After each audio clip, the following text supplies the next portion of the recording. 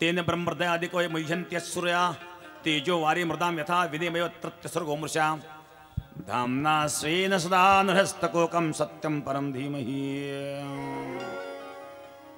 याच्यामध्ये सत्यम परम धीमहि हा गायत्री मंत्र आहे. जन्माद्यस्यत ब्रह्मसूत्र आहेत. ब्रह्मसूत्रापासून गायत्री मंत्रापासून श्रीमद भागवत ग्रंथाला आरंभ झालेला आहे.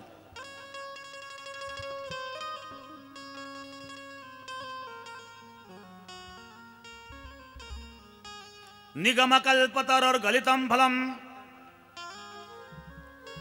शुकमुखाद् अमृतद्रवसंयुतं पिबत भागवतं रसम् आलयं मुहुरहो रसिका भुवि भावुकाः. वेदरूपी कल्पवृक्षाचं परिपक्व फळ म्हणजे श्रीमद भागवत आहे.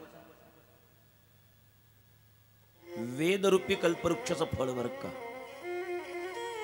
मग भागवत जर वेदाचं सार आहे, वेदाचंच फळ आहे, मग प्रत्यक्ष वेद वाचल्याने काय बिघडेल? भागवताची काय गरज आहे?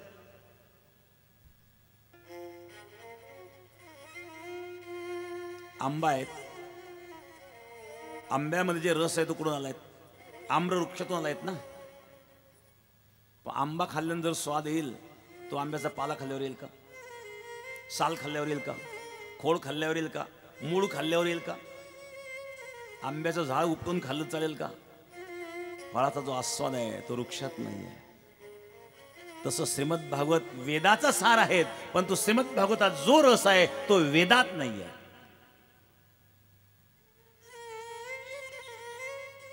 निगम कल्पतरोर् गलितं फलम नितराम गमयति बोधयति स निगमो वेदाः. वेदरूपी कल्पवृक्षाचं परिपक्व फळ म्हणजे श्रीमद भागवत. परिपक्व फळ. फळ परिपक्व झालं असं कसं समजावं आपण? रंग बदलतो, त्याला सुगंध येतो, स्वाद बदलतो. त्याच्याही पुढं परिपक्वतेचं लक्षण आहे. जे फळ देठाला सोडून देतं ते परिपक्व झालं. जोपर्यंत फळ देठाला चिकटले तोपर्यंत कच्च आहे. तसं हे जोपर्यंत संसार रूपी देठाला चिकटले तोपर्यंत कच्च आहे. संसाराची आसक्ती सुटल्यानंतर तो परिपक्व होतो बरं का. नारळ आहे बघा, एकदम परिपक्व नारळ जे असतं ना त्याचं पाणी सुकून जातं. पाणी सुकल्यानंतर गोटा तयार होतो. हलवल्यानंतर गळगळ गळगळ आवाज येतो. त्या खोबरं जे आहेत करोटीच्या आत आहे पण तो चिकटलेलं नाही. तसं जो परिपक्व आहे तो संसारात असतो पण संसारात चिकटलेला नसतो. जे अर्धपक्व असतं ते फोडल्यानंतर काढावं लागतं. चाकूने सुरीने काढून तो ना आपण प्रसाद वाटतो तो, तसं काहींना काढावं लागतं. चला कथेला, चला कीर्तनाला, चला सप्ताला निघतं पण काढावं लागतं काहींना. हे अर्धपक्व. एकदम कच्चं असतं ना, कवळं नारळ, पाण्याचं नारळ बघा, एकदम कवळं असतं ते फोडले ते निघतच नाही. हा काय करतो? फोडतो, निघत नाही, तो तसंच प्रसाद खापरासहित देतो. जो प्रसाद घेतो तो दातांनी करंटतो तरी ते चिकटलेलंच. तसे काहींना काळाने अर्धे करंटले तरी या संसारात चिकटलेलंच. अंथरुणात पडले तरी शेजारची 2 एकर विकले उठून बसतो. आणि जाऊन देऊ नको बरं का, बांधाल बांधे. आता अंथरुणात पडला, आता काय करते ना पोरं, काय करायचे ते? परिपक्वता.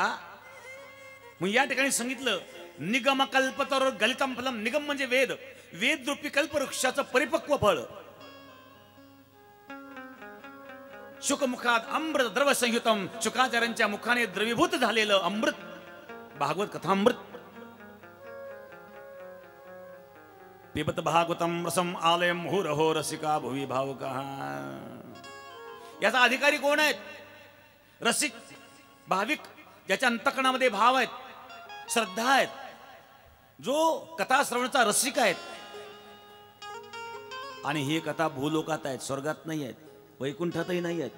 एवढंच नाही तर एक स्वर्गाचे देव आले परीक्षितीकडं, सांगितलं, शुकाचार्यांकडे आले, सांगितलं आम्ही स्वर्गातलं अमृत देतो परीक्षितीला, पण कथारूपी अमृत आम्हाला द्या. शुकाचार्यांनी सांगितलं कथारूपी अमृताची स्वर्गाच्या अमृताशी बरोबरी होणार नाही. कारण स्वर्गातले अमृत पिणारे अमर असतात, परंतु एक दिवस त्यांना सुद्धा मरावं लागतं.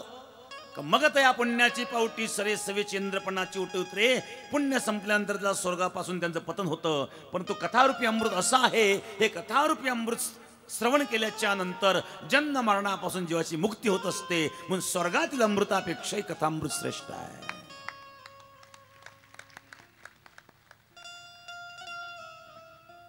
मग पिबत भागवतम रसम आलयम मुहुरहो रसिका भुवी भावुकाः. आणि अशा प्रकारे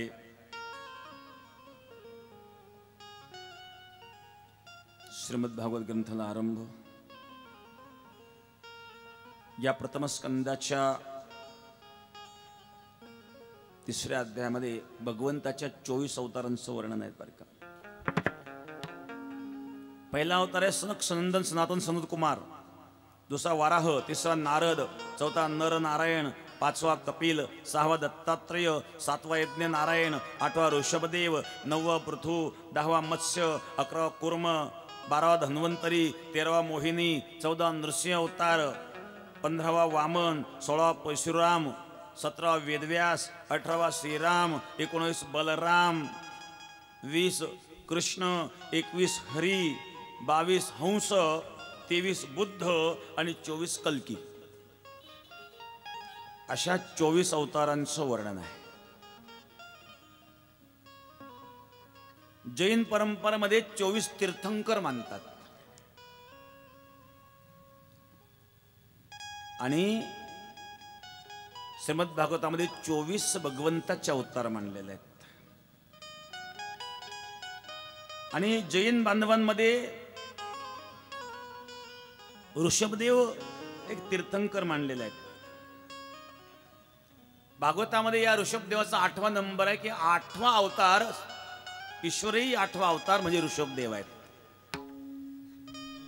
जे जैनांचे आद्य आहेत. दिगंबर परंपरा ऋषभदेवांपासून सुरू झालेली आहेत.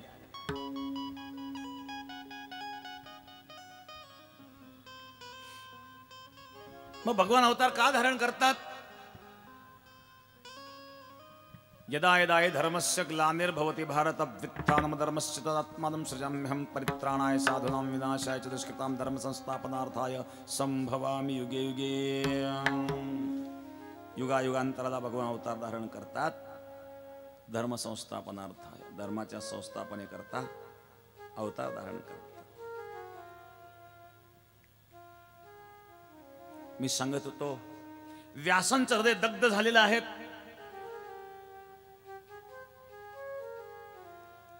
व्यास दुःखी आहे. जेव्हा मनुष्य एखादं काम हातात घेतो आणि ते काम करतो पण त्याला समाधान मिळत नाही, त्या कार्यामध्ये सफलता मिळत नाही, तेव्हा समाधान मिळत नाही, तेव्हा मनुष्य उद्विग्न होतो. व्यास उद्विग्न झाले. अनेक ग्रंथ व्यासांनी लिहिले, वेदावर भाष्य केलं, ब्रह्मसूत्रांची निर्मिती केली, उपनिषदांची निर्मिती केली, पुराणं लिहिलीत, सकाम उपासना दिल्यात, निष्काम उपासना सांगितल्यात, उपासनेचे वेगवेगळे प्रकार सांगितलेत. पण समाजाकडे पर्यंत समाज जसाच्या तसाच, समाजात काही बदलच नाही. व्यासांनी विचार केला समाजाला शिकवताना आपण चुकतोय का समजून घेताना समाज चुकतोय, दोघांपैकी कोणतरी चुकतोय. समाजाला सुधरवण्याकरता आपण ग्रंथ लिहिले, सगळे ग्रंथ जर एकत्रित केले तर हिमालयासारखा डोंगर तयार होईल. या ग्रंथात उपदेश आहेत पण समाज जसाच्या तसा. हे दृश्य पाहिल्यानंतर व्यास उद्विग्न झाले. महाराज व्यासांना वाटलं आपण कुठेतरी असफल झालोय. का सफलता नाही? आपलं कुठं चुकतंय? आपली चूक सांगणार कोणी भेटेल का आपल्याला? आता व्यासांची चूक सांगणार व्यासांना कोण भेटायचं? मोठ्या माणसाची हीच मोठी अडचण असते. सर्वसाधारण माणसाला कोणी चूक सांगतं पण मोठ्या माणसाला चूक कोणी सांगावी? मोठ्या माणसाला बोलायची कोणाची हिंमत नाही. पण मोठा माणूस असला तर तो माणूसच आहे, तोही चुकत असतो. त्यालाही वाटतं मला सुद्धा माझी चूक सांगणारा कोणतरी भेटावा. जीवनामध्ये उद्विग्नता येत असते. मनाच्या विरुद्ध काही घडलं किंवा एखादं काम आपण हातात घेतोय पण ते सफलता मिळत नाहीये, काहीतरी चुकतंय. व्यास उदास झाले. माऊली ज्ञानेश्वर महाराज एकदा उदास झाले होते. प्रातःकाळी स्नान करण्याकरता इंद्रायणीवर चालले असताना विसोबा खेचरांनी पाहिलं. विसोबा खेचराला राग आला, हातातली निरंजनी मारून फेकली. स्नान करून आल्याच्या नंतर ज्ञानेश्वर महाराज झोपडीमध्ये गेले, ताटी बंद करून बसले. ज्ञानेश्वर महाराजांनी विचार केला, आता आपल्याला बाहेर जायचं नाही, जगत नको आहेत, बस एकांतात भगवंत चिंतन करावं. ज्या समाजाकरता आपण एवढं करतो त्या समाजाने आपल्याला अशी वागणूक द्यावी, काय आवश्यकता आहे समाजाची. ताटी बंद करून माऊली बसले. मुक्ताईने स्वयंपाक केला, जेवायला बोलवलं. निवृत्तनाथ महाराज समजून सांगतायत, ज्ञानेश्वर महाराज बाहेर यायला तयार नाही. सोपान काकांनी समजून सांगितलं, नाही मला बाहेर यायचं नाही, मला भगवंताचं ध्यान एकांतात करायचं, एकाग्रतेने करायचं आहे, जगत नकोय मला. मुक्ताबाईने समजून सांगितलं, दादा चला जेवायला. नाही मुक्ता, मला बाहेर यायचं नाही आहे. मुक्ताबाई ज्ञानेश्वर महाराज समजून सांगतायत, योगी पावन मनाचा, योगी पावन मनाचा, योगी पावन मनाचा, योगी पावन मनाचा, योगी पावन मनाचा, योगी पावन मनाचा, योगी पावन मनाचा, योगी पावन मनाचा, साही अपराध जनाचा, साही अपराध जनाचा, साहे अपराध जनाचा,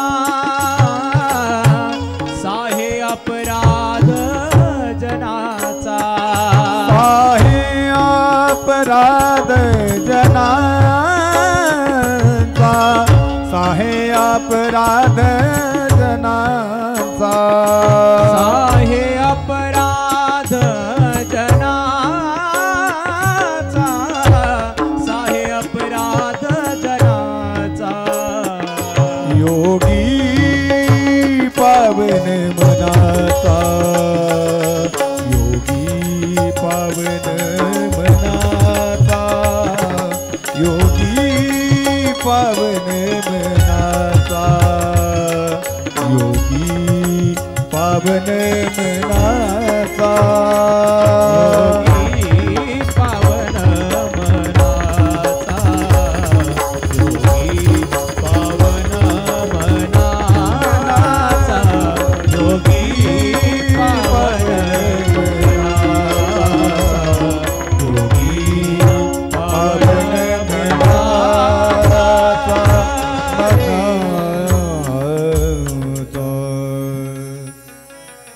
विश्वरागे झाले वन्ही, संती सुखे व्हावे पाणी. झाले मनी, संती सुखे व्हावे पाणी.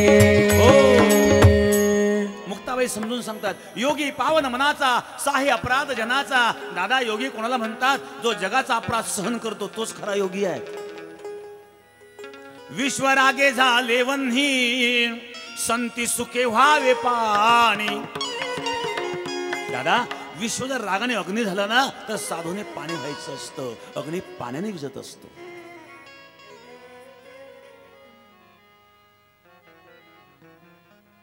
जीभ दातांनी चावली, कोणी बत्तीशी ताडली. आपली जीभ जर आपल्या दातांनी चावली तर आपण बत्तीशी तोडतो का?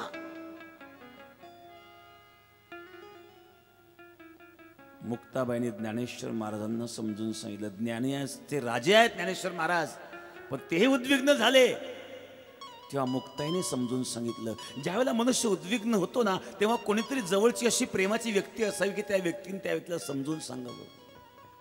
त्यातून मनुष्य सावरतो, नाहीतर काही बरं वाईट घडतं बरं का जीवनामध्ये. व्यास उद्विग्न झालेले होते.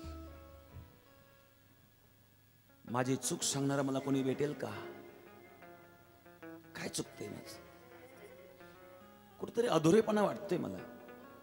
17 पुराण लिहिली पण समाधान नाही मिळालं. का मिळत नाही समाधान? अशा प्रकारची तीव्र जिज्ञासा व्यक्त केली. आपल्या अंतःकरणात जर तीव्र जिज्ञासा असेल ना तर निश्चित मार्ग सापडतो. सद्गुरूंना सुद्धा सत्शिष्याची आवश्यकता असते. शिष्याला जशी गुरुची आवश्यकता आहे तशी गुरुलाही शिष्याची आवश्यकता आहे.